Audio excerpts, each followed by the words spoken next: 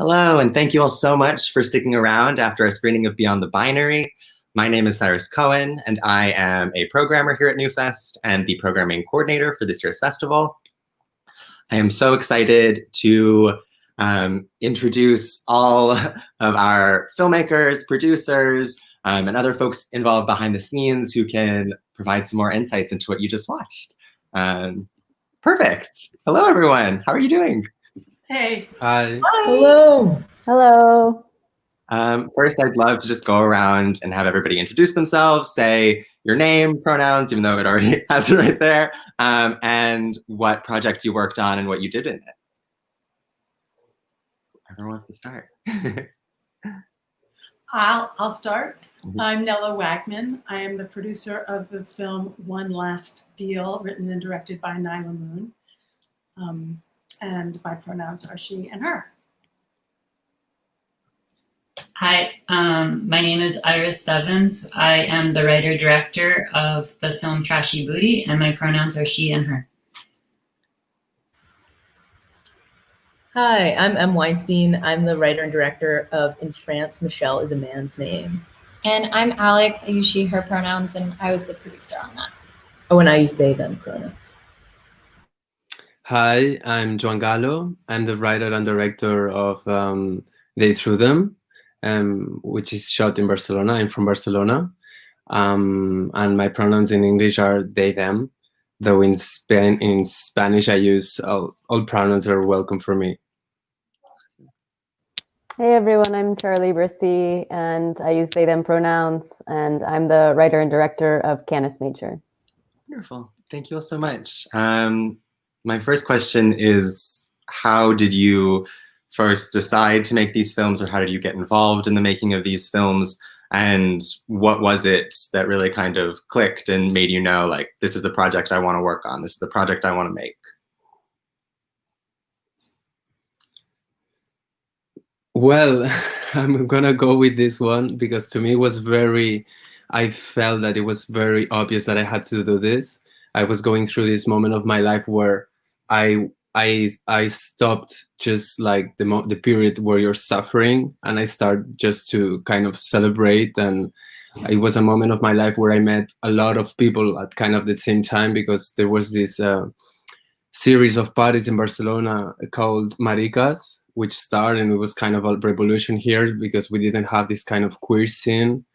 And you know, at that time of my life, everything happened like kind of click in a very good moment, and I just, like, as I was saying, I kind of celebrate all of them, and I was just so excited all the time, just understanding, like, you know, like everything I learned on the past, I was like put it in practice, you know what I mean? And it was a very special and good moment. So it was obvious. I was like, yes, I need to shoot these people. I need to do something with this group of people. They are all amazing, but so diverse and so different, and that's what I did. Thank you so much.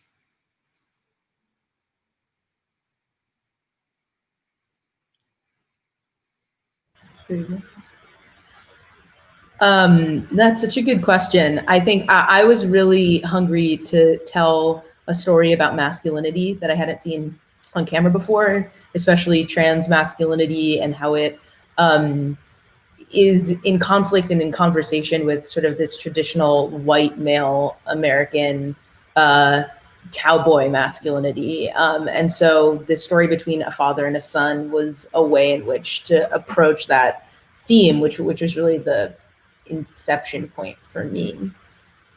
And I got involved pretty early on in the early script writing process. Em and I had worked together on a previous short film and really enjoyed collaborating. And so as soon as I read the first draft of the script, I was very much in, and we worked on it together, and yeah, made the film. It's really fun. Thank you so much. I guess I was drawn to One Last Deal when I read the first version of the script. What really, really struck me about the script was, while the trans issue is obviously integral to the script, it's above all a love story. And I loved the fact that it was above all a love story, that it was about these two people who didn't really make sense together, but they're together because they love each other. And that the point of the story is, an updated and really heart-wrenching version of Love Conquers All.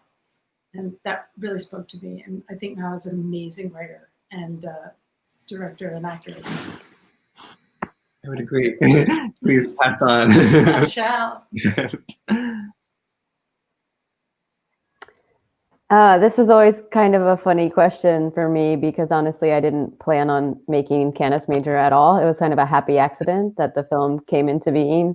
I'm also a writer, and a couple years ago was working on this big writing project. It's sort of a mix of sci-fi, futuristic, interspecies ecology work with some pretty dense theory. And anyway, I had really bad writer's block, so I started drawing these animations kind of as a procrastination tactic to not have to write. And then I got really into the animations and just kind of dove into producing these visual versions of the writing. And then the writing got better, and then they kind of started to come together and make what Canis Major became. So there was no production planning, there was no timeline. I, just sort of unraveled in this strange and fun way. But yeah. That's an amazing coincidence to ultimately have such a lovely piece of work come out from it. So congratulations. I came to make Trashy Booty. I did a short before Trashy Booty that was a more serious romance drama featuring a trans character. And I wanted to make something that was just a lot more fun. And so I kind of tell people it's like a dark dramedy, but it's a few elements of it kind of came to me when I was a little bit younger and dumpster diving. Once I actually got stuck in a dumpster and had to soar out of the dumpster kind of in front of employees, which is a shot in the film. So that was kind of one inspiration for it. And also the robot in the film, because I guess at this point everyone's already seen it who's watching the Q&A. So the robot was inspired by Hitchbot. It was a hitchhiking robot that came from Canada and got decapitated in Philadelphia. And so I kind of thought of the film as what if the last two people who saw Hitchbot alive were these two trans friends? And kind of in that note, I guess I didn't really want to make a film where transition was kind of the core narrative element. And so to me, it was really interesting to have a friend, I guess, make a project about two trans friends. And that was really important to me. Amazing. Thank you so much. And thank you all so much for your thoughtful answers. I'm fascinated to learn more and talk to each of you more about all of these projects and how all of you got involved. But my next question is about what you learned most, whether it be about film, representing trans identity on screen, others, yourselves, through the process of telling the story.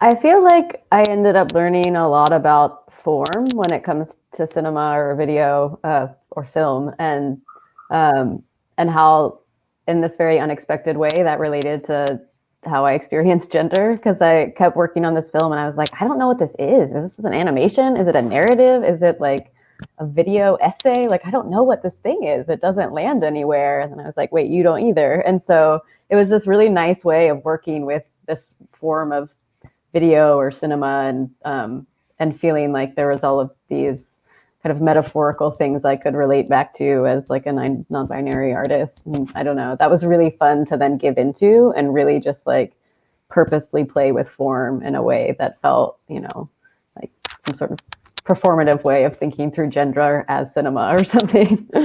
Yeah. I love that.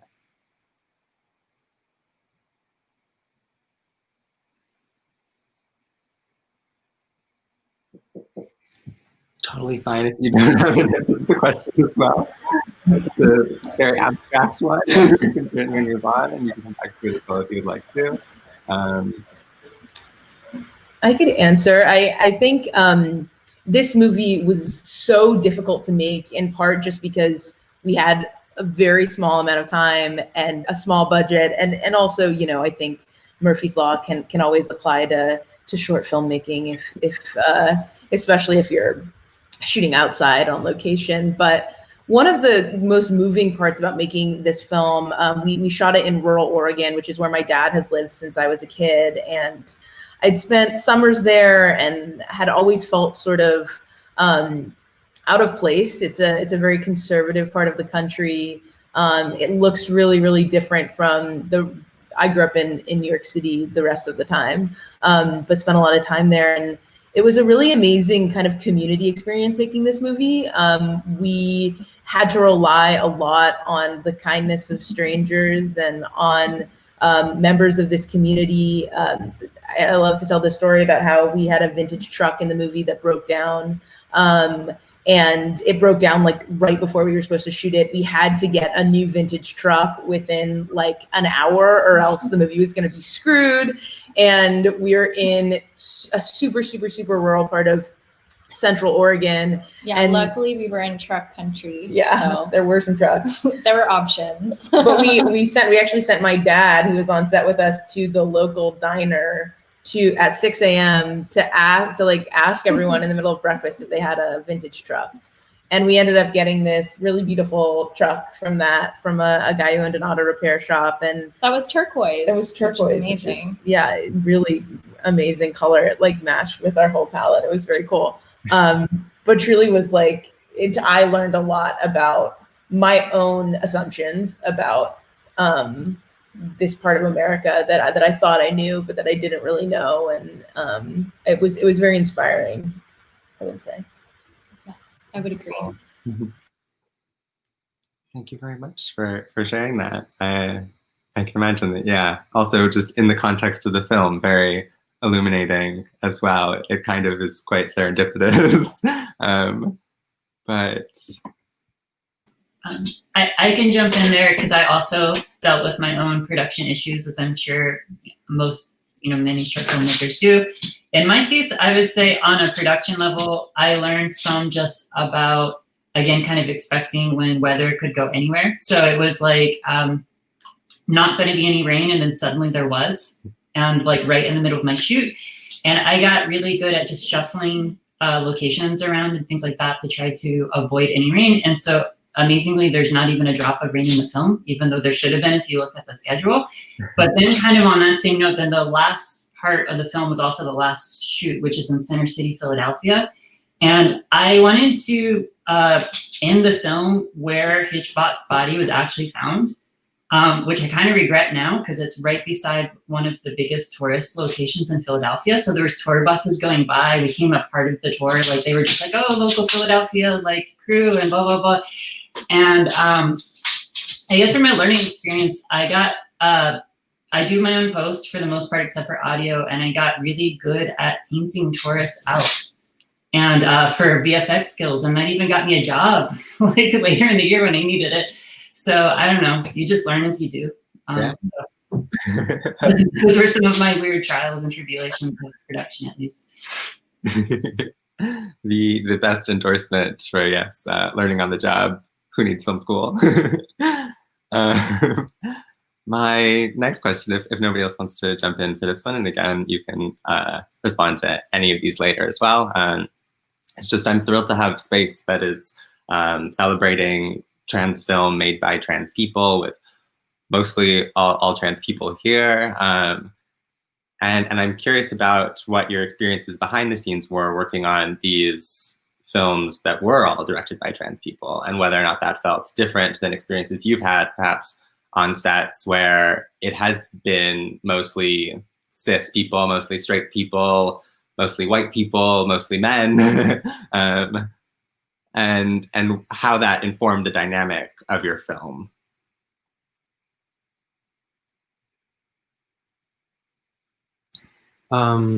Well, for me, it's a film that it talks about my community here in Barcelona. So I asked a lot of favors to them. They gave me their houses, they gave me their clothes, they gave me their time, they gave me their energy, everything. So, the technical group, like the DOP, and it's people that I normally work with, and it's true that they will be like, the cis male people, but in general, I was in the shooting, I was literally surrounded by, you know, like trans people, non-binary people, queer people, you know, all the time. And I also try to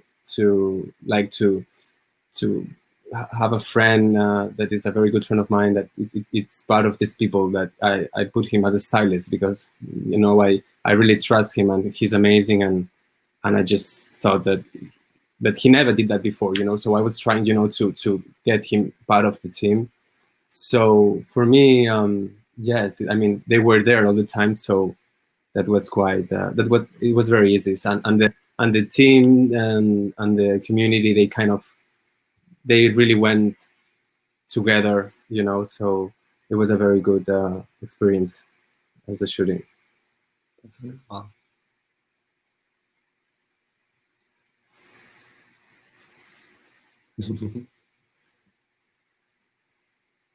So sorry, as you can see, we're babysitting a puppy who was biting us, which is why I had to deal with that.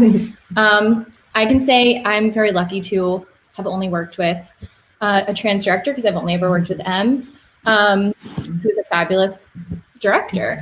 But I would say, you know, our set was full of trans people, queer people, femme people, female people.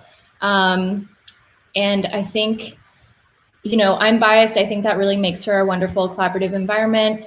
I think everyone sort of is working towards the same goal. And I don't know, I think it's a testament to the film, really just the talent. And, you know, there's talent in any type of person, any person who wants to give it their all. And I think that's really important to remember. Yeah, what do you think, Ed? No, I completely agree.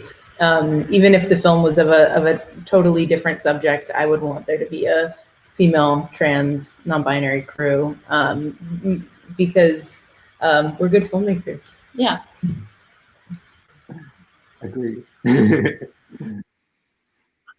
Something that I experienced with this short compared to my previous short After the Date is, and I'm saying this because NewFest isn't in New York, and I do a lot of my casting in New York with my leads. I live in Philadelphia.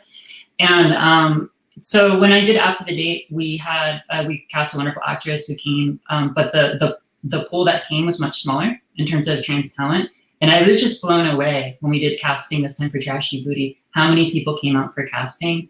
And if there's anyone from New York who showed up to my audition, like, I mean, I said at the time of the audition, but like, you know, obviously I could only cast 2 people for the part, but I just was really touched how many people came. I've kept a list of the people who did come, you know, if they're a fit for the next project. And so that was something that really, I was really happy to see with this project. And also similarly, working with the crew, I was able to bring in a lot more trans people on the crew.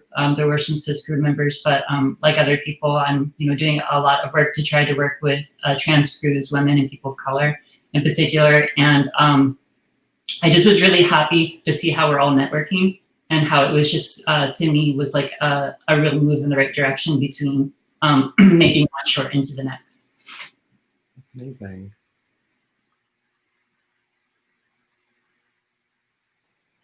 I would have to say, Nyla and I were students together at the City College of New York. So our crew was made up of our fellow grad school class. And so we've all worked on each other's films, and we have an amazing group of people who are cis and trans.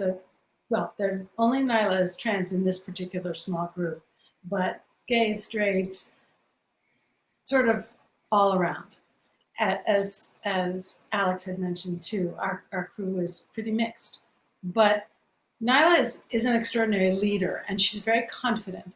And she really, I have to say, this is the first time I've had the opportunity to work in a close creative relationship with someone who's trans. And I'm endlessly impressed with her courage, because she makes no apology. It's beyond. She's beautifully proud of herself, and has every right to be.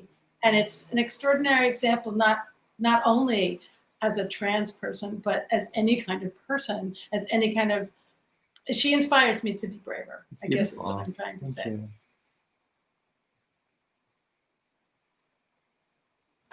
This is, I think, the first project I've ever worked on that I've had zero collaborators, other than a couple people that helped a little bit with sound, some new sound scores, and my dog. My dog is in my film quite a lot, and both the live action and the animations. And yeah, I think because it wasn't really planned and I didn't know what I was doing or that I was going to be making this thing, it was just something that I would come home and work with at night by myself. And so, you know, it was just kind of me and my dog. So it was, yeah, it's a very different experience than other sets and other productions. Yeah, so I guess it was a full trans or full gender queer cast and production crew.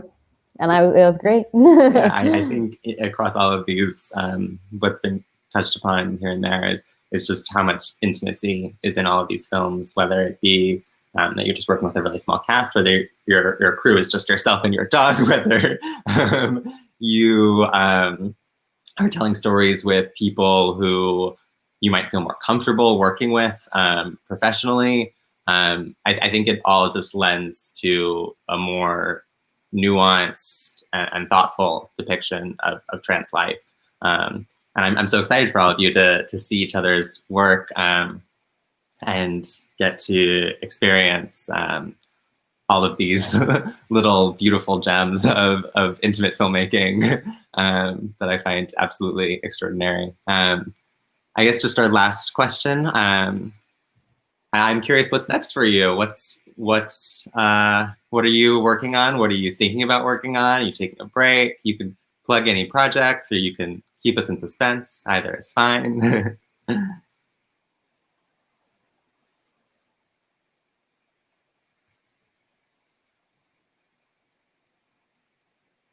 It is a pandemic, so no pressure to be being extremely productive right now. It does feel a little daunting sometimes to sit down and start writing when you pick up your phone and, you know, this craziness is jumping out of it. Like every time you pick it up, there's something new. So I have to say, for my own filmmaking, as I'm also a writer director, and I've been working on a feature, and I've been working on 2 shorts, and I thought I'd get so much done, and I have to say I'm not getting anything like That's what I hoped. perfectly okay. I know Nyla, as her representative, is also working on a feature. And I don't want to go into, I don't know how she feels about divulging what it's about, so I won't, but I'm absolutely excited about it, and I'm looking forward to being on the production team for that film as well. As am I. I'm very excited to see what that ends up being. Yeah, it's terrific. I guess I can go. I'm kind of at a stage where I'm back to writing. I'm sure a lot of other people are here too. I'm writing. I'm reworking a feature that I've been writing before, and I'm also writing a new feature. And I just at this stage want to put together a slate of projects and see, like, you know, when is the right time for each project. And so I'm kind of in a real development stage, and I'm going to write another short too. So I'm just trying to take advantage of this time to do that. That's really exciting. Yeah, I've been spent this year working on a bunch of projects about queer history, a pilot that I've been developing, and a play, a musical. I'm really passionate about telling queer stories that we haven't told before, especially trans stories. So I'm excited about that, and always looking for more short film subjects as well. And I'm currently in medical school, so that's my project for the next 3 years. But I'm also, if Em will have me, I will gladly collaborate on all of your projects. Beautiful. Thank you so much.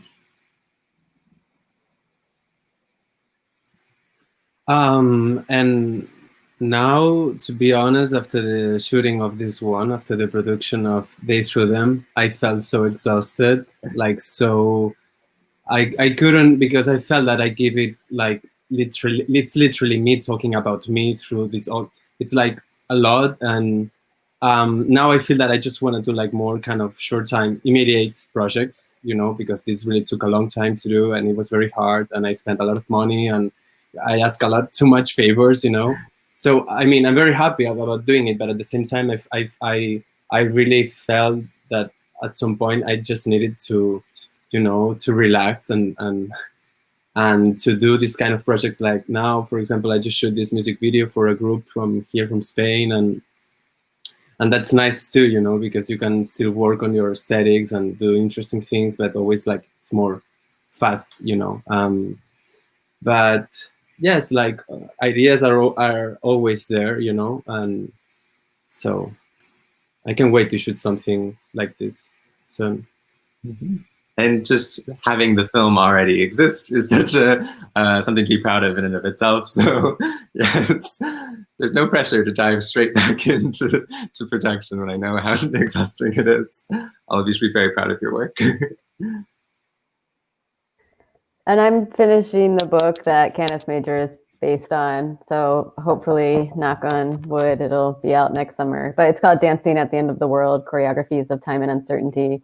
I'm a dancer and video filmmaker. So yeah, it talks a lot about centering the body and choreography as when thinking through transformation and all of the uncertainty of this moment. And I'm choreographing a new piece, an evening length dance that'll go on tour whenever I can go on tour again. I don't know when that will be. So a lot of unknowns. Fascinating, and is an amazing title for a book, for a movie, for anything. But thank you all so much for being here and for having this conversation. I mean, I could talk with all of you for hours and hours about these films and about trans representation. But just congratulations on these films, and thank you for making them. They've meant a lot to me, and I'm sure mean a lot to our audience. If you have anything you want to say before we head out, this is the time to speak to your viewers. Thank you, NewFest, and thank you everyone watching. Thank you, NewFest. Thank you, Cyrus. It's great to Yeah, be here. thanks, Cyrus. Thanks, everyone. It's a pleasure. Enjoy. Yeah. And it's an honor to be included with all of you wonderful filmmakers. Same. Take care, The same. everyone. Thank you. Thank you all so much. It's an honor to be able to show all of these films and to be able to have these conversations with these brilliant minds and talents. I want to thank all of you for watching and for sticking around. I hope that you'll check out our website, newfest.org, and see all of our films. We have over 120 movies to watch from October 16th to the 27th. So please don't miss them. Check them out. And I hope that you enjoy.